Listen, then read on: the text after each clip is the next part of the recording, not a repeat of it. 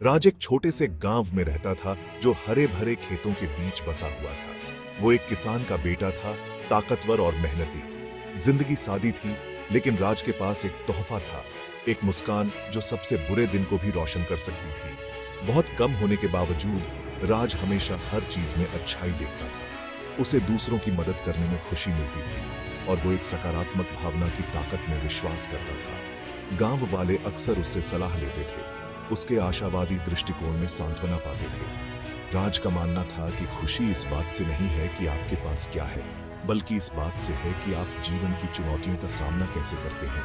उसका संक्रामक आशावाद ने उसे गांव में एक प्रिय व्यक्ति बना दिया।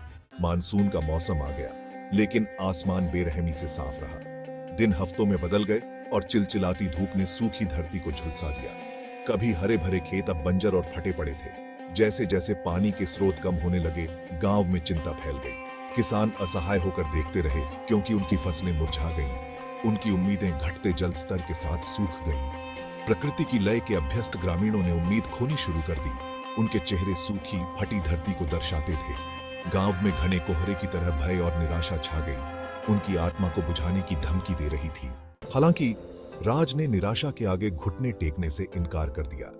वो जानता था कि उम्मीद खोना उतना ही खतरनाक है जितना खुद सूखा।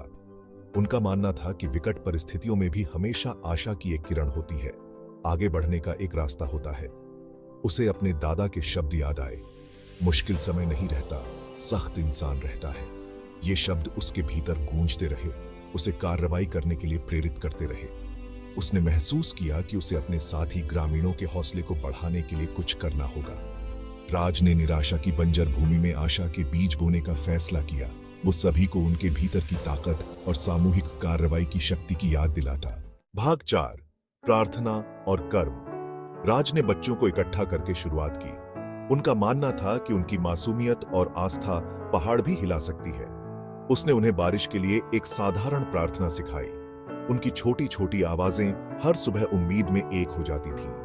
फिर उन्होंने वयस्कों को एक साथ काम करने के लिए प्रोत्साहित किया। उसने उन्हें अपने पूर्वजों की याद दिलाई, जो इसी तरह की कठिनाइयों से बच गए थे।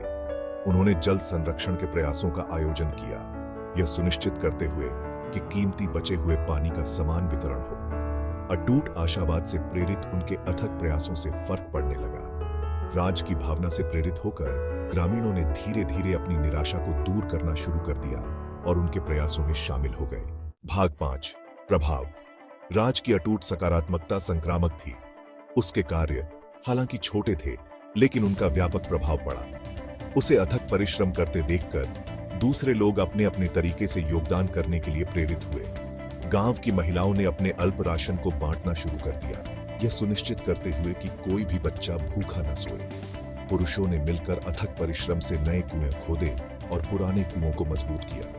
समुदाय की भावना, जो इतने लंबे समय से निष्क्रिय थी, फिर से खिलने लगी। राज के अटूट विश्वास से प्रेरित होकर एकता और साझा जिम्मेदारी की भावना निराशा के खिलाफ उनकी ढाल बन गई। आशा से भरपूर उनकी सामूहिक कार्रवाई ने सूखी भूमि में जान फूंकनी शुरू कर दी। भाग 6, एक अजनबी की बुद्धिमानी। एक दिन एक यात्री अपनी यात्रा से थके हुए गांव में रुका। वो अपनी दुर्दशा के बावजूद ग्रामीणों की भावना को देखकर दंग रह गया। उसने राज के नेतृत्व की कहानियों से आकर्षित होकर उससे मिलने की ठानी। यात्री, एक बुद्धिमान बूढ़ा व्यक्ति, ध्यान से सुनता रहा जब राज ने अपने प्रयासों के बारे में बताया। वो मुस्कुराया। तुमने सबसे बड़ा सच समझ लिया है। आशा एक ऐसी शक्ति है जो किसी भी सूखे से अधिक शक्तिशाली है।